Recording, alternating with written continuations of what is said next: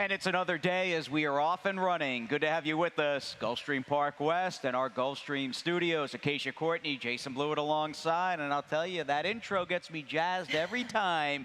That has got enough excitement in it to pump up a rock, and we're set to go. Another 5-day racing week. Are you comparing yourself to a rock? I'm not. I'm just saying I love the music. The music's good. The intro's good, and I'm set for a day of racing. It's fun. It should be a fun day, beautiful day here at Gulfstream Park West. We're excited to kick off the next racing week, a 5-day racing week this week. Just 8 races today in our first post, 1:15. All right, couple of carryovers. In fact, GPW on this Wednesday, October the 11th, we'll call it Carryover Central. As you're probably aware, we do kick things off, and you can see there's just a nice October breeze blowing here in Miami Gardens. But as you might have expected, we kick things off with a very good turf race to start the week and a dollar rolling super high five. And don't forget the opening leg of Wednesday's early pick 5. Acacia will have a ticket momentarily, and then the first of 2 major carryovers here on the Wednesday program at GPW in the Rainbow. It's starting to build. In fact, on Monday, our last live racing day, there was a big 40-to-1 shot. So with 2 races to go, there were no live tickets on Monday afternoon. So we do have a $25,000 plus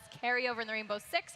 Also, nearly $16,000 in the late pick 5. Again, some big prices on Monday. So watch out for those carryover pools. All right, let's dive into the action. We are fast and firm. Just the one dark day, obviously, between Monday Columbus Day and today's 8-race program as we start the card. And I noted in my analysis, there's always, in the venue, time of year, none of that stuff seems to be really relevant. There's just something nice about starting a new day and especially a new week of racing on the turf with an outstanding turf race. And I feel like we have that in the first race today at Gulfstream Park West, where you have a horse coming down fresh from the spa for trainer Todd Pletcher, 2 in the mix for trainer Mark Cassie, and some nice pedigrees, some really top-class stallions, including a pair by Tappet. You have some nice pedigrees, some nice purchase prices as well, and I actually used a couple horses to start off the pick 5 ticket because of that. And you can even see in my comment, competitive opener. That's it, keeping it short and sweet. In fact, the horse that's taking all of the early money, the 7, Dance Strike, is one I did not use.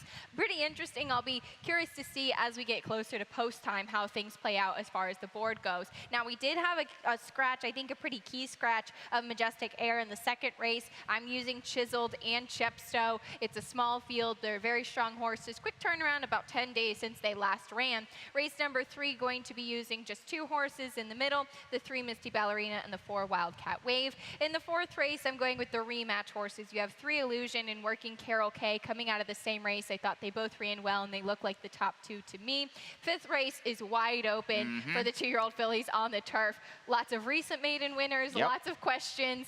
$36 for me to start off the pick 5. And that's a tricky race to cap things in the early pick 5. I got the feeling, looking at the 5th, from the inside all the way to the outside, you're probably dealing with the group of 2-year-old fillies in which more than one horse going to take a step forward today, and you need to decide for yourself who you like and who you want to use. I would personally use as many as I could afford, and I guess you had to cap it around $40. And 36 smackers there for Acacia's early pick 5. Now, as we talk about this crew in the first race, let's begin with an effort almost 70 days ago out of the number 2 Devise, who, by the way, Amisael Jaramillo keeps the mount on this 4-year-old son of Smart Strike, who seems to be maybe a late bloomer and late developer, but that being said, he also seems, off the race we're about to show you, to be figuring out the game, which I think is a feather in his cap. I think so too. He's had 4 starts so far for this 4-year-old colt. There he is, the number 6 on that day. We're going to pick it up at the quarter pole.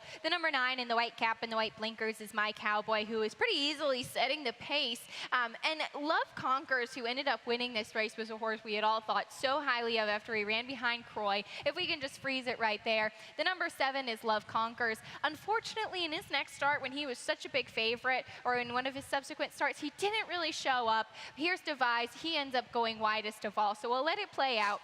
That being said, I thought this was a good race. You're absolutely right. It looks like he's moving in the right direction, and it's interesting how we all ended up in here. I still think that there's more room for growth here. I do as well, and that's one of the reasons I have him in the mix, and I'm expecting a better effort today out of the number 2 Devise. The problem is it seems like you've got a number of horses, in fact, basically the whole field, who are trending upward, or at least that's the thinking going in, and one of those runners who maybe isn't trending upward, maybe Bird Humor in a way is the one horse who is kind of at his peak, so to speak, but there's a lot to like with him in his current recent form, and the fact that he's got a lot of seasoning, and I love, love, love his versatility and his handiness. I do too, and we'll show his last race. I thought it'd be good to just kind of compare performances of this first race because it is so competitive, and they're both closers for what it's worth. Here's the number 5, Bird Humor, on that day in the yellow colors. Metaphorically was the number 8 in the red colors. He got to the lead that day and just really never looked back, but it looked like with Bird Humor on the outside, he just has that kind of grinding run at the late stages. He's a 5-time winner.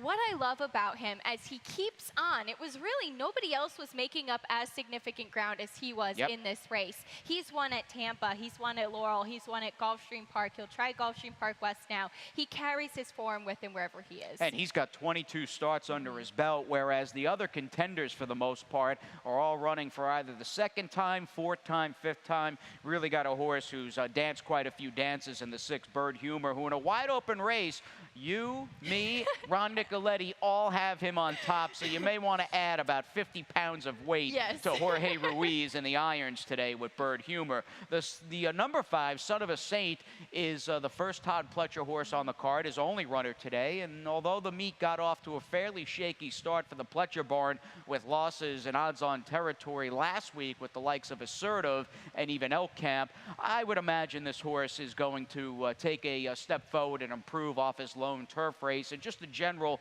very general stat with Mr. Todd Pletcher and running his horses here at Gulfstream Park West. He's done some good work when he's bringing runners in, say, from a month to 2 months between starts. For the record, 46 days between races for the 5, Son of a Saint, and you can see that, a sweet 8 for 22, and most of these, by far, more than half are hitting the board. And that's a good stat to look at. And this horse is also, for what it's worth, third race off the layoff as well. Tried the turf for the first time last time at Saratoga. That was going a mile and 3/16. So he will try going the mile today at Gulfstream Park West. It is still the 2-turn distance. I think that he's going to be in a solid spot here, but you have to tread a little lightly, as these Pletcher horses, no matter what their form is, will always take some money. All right, we'll learn a bit more in the process with the 7, Dan Strike, who obviously took all sorts of play against the field that was okay. These are much better horses than the crew Dan Strike defeated. He's got Luca Panici, and he'll try to make it 2 for 2 as that field in the first, surrounded by Sons of Tappet, as you also have the one Silver Beach on the rail for the Generazios and trainer Joe Orsino. We can move on to race number 2 this afternoon, and as they say, short but select. We only go with 4, but 4 hard hitters in race number 2, and I'm a little bummed the 5 Majestic Air was scratched. I wanted to see what he was going to do for Victor Barboza Jr. stepping up off a very fast win and a daylight score for 62.50. With him out, though, we might be looking at an easier pace scenario for the 3 Chepstow, who, the fact that he wheels back along with Chiseled, and they both ran here, Acacia, on that closing weekend card over at Gulfstream Park a week and a half ago, I've got to think we're going to see a much better Chepstow today, who they've got him to catch. He's going to be short and loose on the lead, and I want that. We're going to have to see a better performance. It was bad last time, for lack of a better term. Now, I did think he'd be pressured early by Majestic Air, and that was one of my biggest reasons for going with Chiseled on top, because I thought he was going to sit the perfect trip. I still do think that Chepstow might be a slightly better horse, and that speed is certainly his good weapon, but Chiseled is as tough as they come, and he's ultra consistent. He was really the horse, I think, that turned things around for the Walder barn when he got the win 2 starts back. Just so impressive, so very game ahead of Malguapo, who's been at that time in excellent form. So I do think that Chiseled is in kind of a good groove right now. I think he's in the right spot, and I don't think he'll be too far behind Chepstow. He won't be, and I think he was taken out of his best game last time when Gaffalione went went after Dreaming of Gold, who somewhat stunningly, was bet off the board, and then stunningly just ran Chepstow and Chiseled in a very good crew here over at Gulfstream Park on October 1st off their feet. But I think, obviously, they'll try to keep Chiseled up close in the game, and we'll see if we get the good Chepstow today. Obviously, he's going to have to run a lot better than his effort just 10 days ago. With the early double down, quality on equality, got a very solid Rainbow Six coming everybody's way, and for a change, I've got a ticket for you. We'll look at it after this quick break. At ExpressBet, we celebrate the champions that make horse racing great. That's why we provide more ways to bet from more places than ever. We've built an entire family of brands to give players more of the rewards they deserve, give bettors the information they need to win, and provide a community for horse bettors. Because the best way to support the champions of horse racing is to champion horse racing. ExpressBet, we are racing. Coming down to the finish with Fort Lauderdale to catch him. They're not going to catch him. Fort Lauderdale, the winner. He went clear at the stop, and he's coming home, turning handspring. Fort Lauderdale, brilliant in the Stephen Foster. What a thriller in the Breeders' Cup Classic. Fort Lauderdale gets deep, nose and nose to the wire. Fort Lauderdale has won it.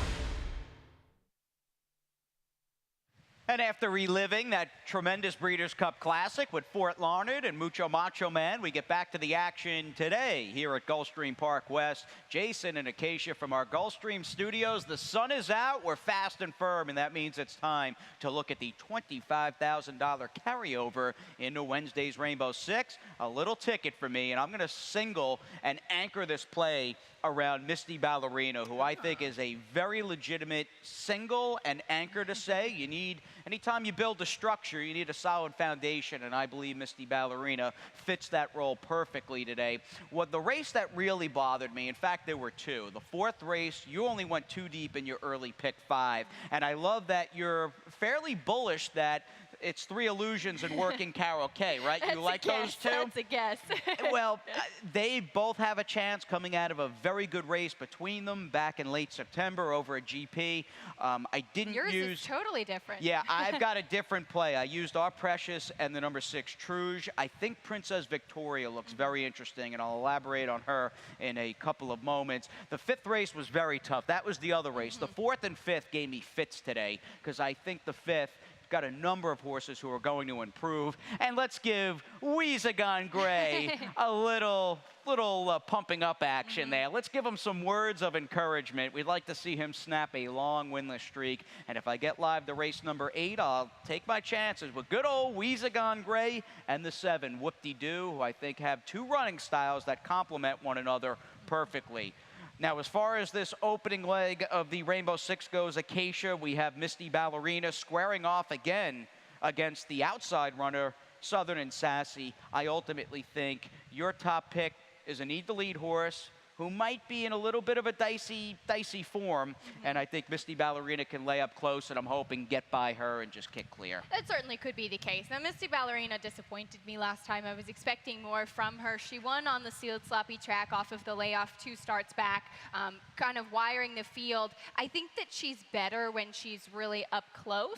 I don't think that she's a need-the-lead type. I agree with you, Wildcat Wave certainly is. I just think Wildcat Wave has some dirtied up form, and she's getting a class relief in here today. She was running against Touch of Quality, who was putting back-to-back-to-back wins together last time out. I think Carlos Olivero handles her beautifully. He's back aboard today. And Misty Ballerina, I certainly would not leave her off. If you remember, I used her on my pick 5 ticket. I do think off of that last race, though, she needs to prove that she's kind of back in that good form. Now, we'll see. I thought she'd sit a good trip. And just to add with the 4 Wildcat Wave, who hasn't run in just under 2 months, if you're unfamiliar with the trainer, Emilio Vasquez, I know in the DRF it says he's had no starters on the year. He's more of a quarter horse trainer. Over the last 5 years, he's won 20 races from 162 starters, all in quarter horse racing, so keep that in mind. He certainly knows how to condition a fast horse, so that might bode well today for Wildcat Wave, who is fast. Yeah, some good little stats there, and I like it. I think that she's going to send out to the front. I saw her as the controlling pace in here, and I hope she never looks back. All right, let's move on to race number 4 this afternoon. 4th race kicks off already, folks. Just an 8-race Wednesday in Miami Gardens. It's already time for the late pick 5. We spice up the start of the week with a carryover of about 16,000. And who are we using? All right, well, we already know that you and I are totally on opposite ends of the spectrum in the 4th race, which makes it pretty fun. I'll use the same too. I said exactly what you do. I would use coverage in the 5th race, that 2-year-old on the turf. In the 6th race, I contemplated singling Stella Matutina. I think that she might be the best horse in there with 2 wins under her belt, but I'm still intrigued by Sammy Sunshine, and we'll see if she can make it 2 in a row herself. 7th race, going to be using 3 in there. That's a really fun, competitive turf race as we get late in the card. And I'm just going to single Weezer Gone Gray. I think it's either all or nothing. If I make it to that last race, he's either going to send from the rail Edgar Zayas up again, who rode that horse down to the wire last time. And I think this is the spot for him to win. Kind of a all or nothing, as I said, so $18 for me. And let's not forget, Weezer Gone Gray is really part of the fabric here in the history of the Gulfstream Park TV talent department. The great, the one and only Ron Nicoletti gave this horse out in back-to-back wins last summer in 2016. One of them at 50-1, and then the following win at 22-1. Those were the last 2 races Weezer Gone Gray has won, so he's riding a fairly long winless streak. Today in Miami Gardens here at GPW might be the day that winless streak comes to an end. Now for the 4th, we'll spend a few minutes on this race. Why don't we talk about your top pair, though, in 3 Illusions and Working Carol K, who basically moved in tandem in a race we're about to show you last time out, and both ran very well in a tight finish. They did have a similar trip. In fact, that was my note from it. The 8 is 3 Illusions as we pick it up at the quarter pole, and the number 6 is Working Carol K. I did prefer Working Carol K coming out of this race. She is on the outside. They were both game. They had Queen Roller, the number 5, on the inside. And I ended up going with Working Carol K in here because I think that she might take a step forward. That was when she was moving from the turf to the dirt. Unfortunately, on that day, 3 Illusions just kind of outgamed her. Her races were on the slop prior to that. So I ended up going with Working Carol K to take the step forward, but I like, honestly, both of them coming out of this race. Also, Working Carol K has a win here at Gulfstream Park West. All right, fair enough. Our Precious, by the way, going out for David Fox. I'm curious to see how they bet this race. A very tough race to make a morning line for, and of course, RJ Stone, our morning line odds guru here at Gulfstream Park West and across town at Gulfstream Park, does a tremendous job. Ultimately, I feel as though Our Precious might be the starting point because she's got Gaffleone and Fox, and she's first time in for a tag. I was wondering as well, taking that a step further, if David Fox might have just outstandingly high numbers in the first time for a tag category. They're pretty much average, though, across the board. Not automatic by any means, and because of that, we're showing you the numbers right now with the number 2 Our Precious, and we'll see how much pace she gets as well as far as pressure is concerned with Got Glee, who's pretty quick immediately to her outside. I'm going to try to shake things up with the 4 Princess Victoria, looking for her to cut down both Truge, who might be better on a wet track, and the drop down Our Precious, as she is taking Princess Victoria, I think, a realistic and needed drop in class. There's just a number of changes today with it being easier horses. She's back on the dirt. She's turning back, and I just wasn't sold on any of the horses that'll be in front of her most likely early on, and maybe she can pick up the pieces. I actually think she might be on the lead. That seems to be where she is most comfortable. If you look back at her win on the dirt, actually in April at Gulfstream, she just kind of went out to the front. She's got a lot of natural early speed. She's on her toes in the afternoon. I would think that where she'd be most comfortable. She has shown that she can come from a little bit off the pace, so that's certainly a plus as well. Sebastian Zayas has had some nice wins. As far as Our Precious, when she tripped out of the gate last time, they kind of hustled her up early, just expended so much energy early on. So I will be curious to see what she does as well. All right, she's the Cantharos filly with Gaffleone, who, by the way, 243 wins on the year, number 1 in the standings in that column. However, Erod Ortiz will enter the week tomorrow at Belmont Park. I know they're dark today up in New York. He's only 1 behind Tyler. So you would imagine we'll have a pretty tight race down to the finish line in terms of wins for 2017. Here's the 5th on the program today. These are 2-year-old fillies set to go. What's so funny? This race. Oh, this race is insane. And let's see, you've got the 4, 2, 3, and 7. I've got the 2 and 4. So we do have kind of a disagreement here. Now, what complicates this race is I feel like all of these horses, maybe not all of them, but more than one, are going to improve today. And you've got 3 last out JBMs, as I like to call them, last out maiden winners on the turf, and then a whole other crew, basically half the field on the other end, trying the turf for the first time. So I wanted to guess, ultimately, with a couple of horses trying the grass, I like Tisway's on the turf. I'm going to take the 6, Tis a Blizzard. And I can tell you, even though the dam was 0 for 10 on the turf, there is a minor winning turf sibling, which I'm sure you took a look at as well. Yeah, and Tisway, you're right, he's about 18% with 2-year-olds on the turf. Solid. I was looking at the pedigree in here. In fact, as far as pedigree goes, I thought the 7 Painted on Jeans had one of the strongest bottom side turf pedigrees. The dam was a 4-time grass winner. She's by Speightstown, so I thought that that one was intriguing as far as pedigree, though I do think as far as talent, she needs to take a step forward. She won on the slop last time. I landed on the number 4, My Masterpiece, and I was kind of laughing, and everything is just kind of all over the place for this race because you really just don't know what to expect. My Masterpiece won going 5 furlongs on the turf last time. It was a drop in class in the the second time with Herman Walensky. Now, this filly, as far as pedigree goes, she's by Midnight Loot. She's out of a stakes-winning mare who never did try the turf, but looking back on my notes from her from last time, I thought she was a nicely put-together filly. She had a lean, really nice coat on her, just looking like a filly that would take to these conditions and continue to improve. Now, there's no tag, even though she won for maiden 35, and at least she did it decisively. She beat a big field, and she did it being much the best in her turf debut just 2 weeks ago, and again, she's not back in a spot where she can be claimed. What about, we should mention the number 2, Fun and Games, who's yet another one, much like your top pick, coming in off a turf victory, and she drilled an easier field of maiden 25s, and she's one of a number of horses over the next couple of days going out off wins here at GPW for trainer Rodolfo Garcia. Now, actually looking at the barn with maiden winners last time out, just 2 for 36 over the last 5 years. So we'll have to see if this one can maybe be an exception to the rule. But she took a ton of money last time, getting Tyler Gaffley on board, who does stay. I think that's certainly worth pointing out, and a nice work tab as well. I want to quickly mention the 3 Surprising Twists because I'm just really intrigued by this one and the race that she won last time out. Thinking, it's kind of the same thing.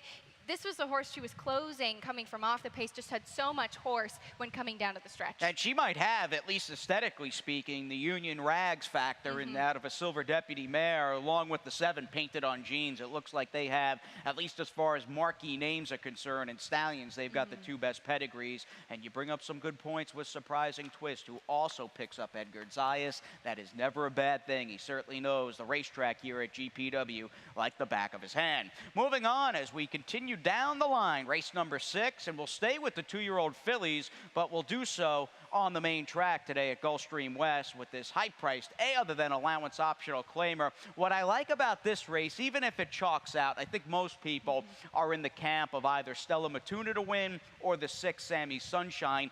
It presents a nice little argument as to Stella Matuna sort of being the established one who set the bar at a specific level, whereas Sammy Sunshine is, I would look at her as being the up-and-comer third time out. It certainly did. Sammy Sunshine had a really nice win. She was bet like she was supposed to win last time out, and I thought it was actually a very strong race. But we'll show the performance from Stella Matutina last time out. She is the 2-time winner in the field, which I do like. She's had 3 races already. This is back on September 17th. For this race, she was the number 2 that day, and she actually debuted in a maiden claiming tag, but she won for fun that day. Both of her races have just been won by open lengths. Even her sloppy track race, she was only beaten by half a length. Now, do keep in mind, the race we're looking at, 40 Kilos, who was favored narrowly over Stella Matutina. They were basically 9-5 and 8-5, or 9-5 and 7-5. 40 Kilos basically fell coming out of the gate, stumbled so badly and was off so poorly.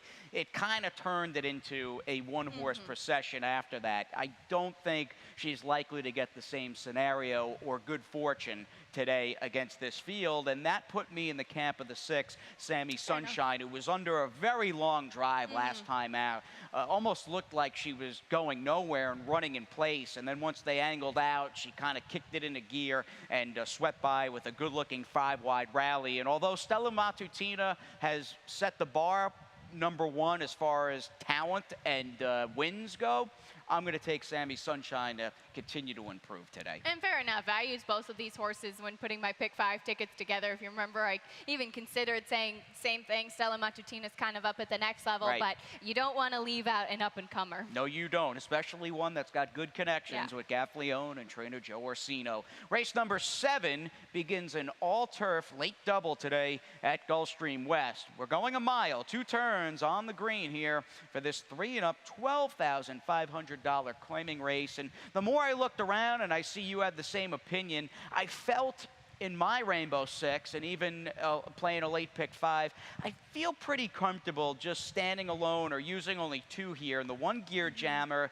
and the 3 Regal Kitten. And as far as last race goes and fields and being as good as the company you're keeping, that 10-claimer Regal Kitten's coming out of was really like a 16-claimer, in my opinion. Those races are very tough, and I think Regal Kitten's a very solid horse. I actually liked him a couple weeks ago. I think he was scratched with a race taken off of the turf, but I think he certainly fits in here. He's 4-year-old gelding by Kitten's Joy for the really sharp outfit, Rohan Crichton. And if you look even a few starts back, they were even trying him in starter allowance and allowance company. He ran third behind the likes of Gautier and Diaz when they were just putting on a show. So I think he's been in sneaky good form. Yeah, he's been solid. Very good trainer, by the way, who I enjoyed catching up and talking to Rohan Crichton Monday afternoon here at Gulfstream Park West prior to Coxon winning for the 5th consecutive time. And that horse tripped out for sure, but once again was up in class, and the results stayed the same. He's incredible. Just he keeps putting those wins back to back to back. And just as we said, keep an eye out for that barn. Yeah, very good trainer, and you wonder, as long as Coxon's doing good, I mean, as Charlie Whittingham once said,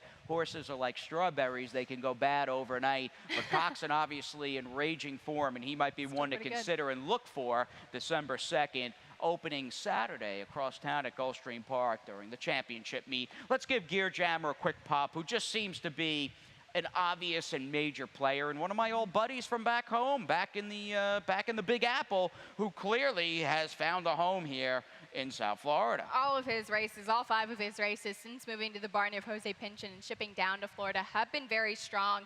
He finished behind our friend Weezagon Gray and Vegas 2 starts back. He's been in good form as well. And you're ready for some Weezagon Gray. Here he is, Weeza in the nightcap as we end things with the 7.5 furlong, $8,000 3-and-up claimer.